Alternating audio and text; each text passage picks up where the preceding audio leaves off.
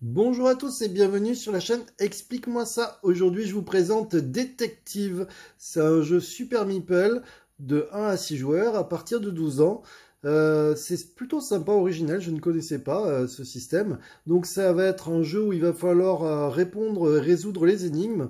Et pour ça, c'est que un jeu de cartes. Alors du coup, ne cherchez pas les règles à côté dans la boîte. Pourquoi? Parce que les règles, elles se trouvent sur les cartes et au fur et à mesure que vous allez découvrir le jeu, vous allez découvrir les règles. Alors comment ça se passe? Vous voyez, vous avez des cartes numérotées, donc là je ne vous montre pas, ne vous inquiétez pas, je ne vais pas vous spoiler, hein. Je vais faire en sorte de ne pas vous donner de réponse. Mais voilà, un petit exemple, vous tenez ce paquet à l'envers, ne prenez pas connaissance du paquet, ne mélangez pas les cartes, retournez le paquet pour lire la carte 1. Alors effectivement, vous voyez, si on se trompe, ils ont tout prévu, et donc du coup, là je suis sur la carte 1, vous voyez, elles sont numérotées d'1, 2, 3, 4, jusqu'à 50, et donc du coup, vous allez avoir les règles au fur et à mesure.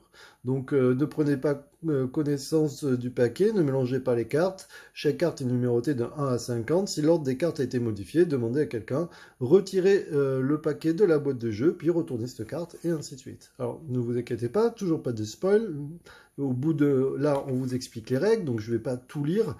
Mais bon, l'idée, vous allez avoir une petite histoire, il va falloir répondre aux questions. Et là, vous voyez carrément la scène du crime qu'on va pouvoir mettre en place. Alors pour mettre en place la scène du crime, eh bien, vous voyez, il vous explique qu'il va falloir retourner le paquet, mettre le paquet à l'envers, et donc du coup on va venir glisser les cartes. Donc vous voyez, il va falloir venir glisser les cartes de façon à avoir voilà un petit monde, et donc du coup vous allez avoir carrément quelque chose en 3D qui est plutôt sympa, plutôt rigolo. Avec ici un petit pont, donc il y a une carte qui est un peu tordue, ne vous inquiétez pas, c'est normal, qui va créer le pont, et donc vous allez avoir un décor en 3D. Il faudra bien regarder ce décor, pourquoi? Parce qu'il y aura des indices, voilà, il faudra tout regarder, et donc au fur et à mesure, vous allez avoir des cartes à retourner. Alors je vous montre juste un petit truc pour vous expliquer un petit peu comment ça marche. À notre tour de jeu, en fonction du nombre de joueurs, on aura le droit à avoir plus ou moins de cartes en main. Donc du coup, je vous montre ça, puisque là, c'est la mise en place. C'est pareil, je ne vous spoil pas. Un joueur, on aura 5 cartes en main. À 2 à 4 joueurs, on aura 3 cartes chacun. Et à 5-6 joueurs, on aura une carte chacun. Alors nous, on a joué à 3 et je pense qu'il faut être au minimum 2. Parce que quand on est tout seul, je pense que ça enlève un petit peu d'intérêt, donc je vous conseille quand même d'être à plusieurs. Alors du coup, comment ça se passe? On va avoir des cartes en main, d'accord? Donc là, il vous explique le déroulement du jeu. À votre tour de jeu, soit vous avez deux choix. Soit vous décidez de défausser une carte face cachée qu'on mettra donc aux archives, c'est-à-dire on pense que cette carte n'a aucun intérêt, je sais pas, je dis n'importe quoi, une carte où il y a une chaise et où on voit pas de quoi que ce soit, on peut la mettre de côté et la mettre aux archives, on considère qu'elle ne sert à rien. Ou alors on peut décider de jouer une carte, et pour jouer une carte, il va falloir regarder dans les archives, donc là vous voyez il y a 3 cartes dans les archives qui ont été posées, donc c'est un jeu coopératif, hein, les 3 cartes ont été posées, et donc du coup, ça me dit que je pourrais jouer une carte de ma main de valeur de 1 à 3, c'est-à-dire en fonction du nombre d'archives. Donc là, par exemple, il y a 3 cartes, je pourrais jouer une carte qui a une valeur de 1 à 3. Si bien sûr on a des cartes, vous voyez, avec 9, puisque ça peut aller jusqu'à 9, et bien du coup il faudra rajouter des cartes archives, et donc du coup des fois, puisque c'est un jeu coopératif, j'avais dit à Léa, bah écoute Léa, si tu veux pas, tu peux pas défausser des cartes, parce que là je suis coincé, il y a des cartes que je voudrais utiliser, mais on n'a pas mis assez de cartes dans les archives. Donc du coup on va essayer de se mettre d'accord. Alors il y a juste un truc qui est dit, c'est que quand vous mettez une carte dans les archives, vous avez le droit de lire le titre. Par exemple, je dis n'importe quoi, là je vous cache pour pas que vous puissiez lire, mais le livre d'astrologie, vous avez le droit de dire avant de la défausser, je défausse le livre d'astrologie.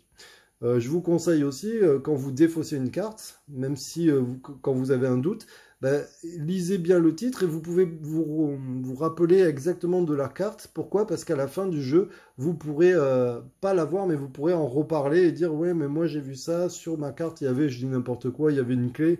À l'époque, je pensais que c'était pas utile, mais en fait, ça peut être utile. Donc voilà.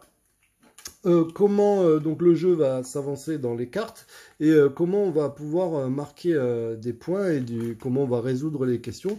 Alors ben là, je vais vous montrer, c'est pareil, ne vous inquiétez pas, il n'y a pas de spoil, j'en ai préparé une. Vous voyez, on vous demandera qui est le responsable de la mort du comte, et donc du coup, avec ces petites flèches rouges ici, là, vous allez pouvoir dire, ben moi je pense que c'est Anna, ou alors on se met d'accord pour dire que c'est Félix, le majordome, qui a fait ça, ou alors c'est Katrina, la femme du comte, ainsi de suite.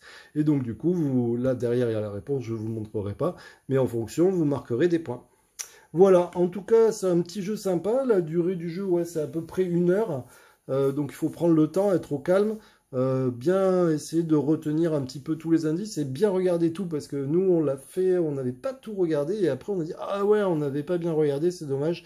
Donc du coup, voilà, je vous conseille quand même de prendre bien le temps, pas de bruit et puis en mode tranquille quoi. C'est pas forcément un jeu d'ambiance, c'est plus un jeu voilà de détective. Juste pour info, ils en ont sorti d'autres. Donc du coup, j'ai vraiment hâte de les tester. En tout cas, celui-ci, nous avons bien aimé. Alors je vous dis à très bientôt. J'espère que ça vous donnera envie de le découvrir et peut-être d'y jouer. Attention, juste, je préfère vous le dire, c'est un jeu, une fois qu'on l'a fait, ben, si on a un peu de mémoire, alors pas comme moi, mais si on a un peu de mémoire, on va se rappeler, vous voyez, de ce qui s'est passé. Et on pourra y jouer qu'une fois. Après, vous pouvez le prêter à des gens, ainsi de suite, il n'y a pas de problème. Mais voilà, une fois, c'est un jeu, une fois qu'on y a joué une fois, bah, du coup, il perd de son intérêt. Après, ils sont pas chers, donc c'est plutôt intéressant.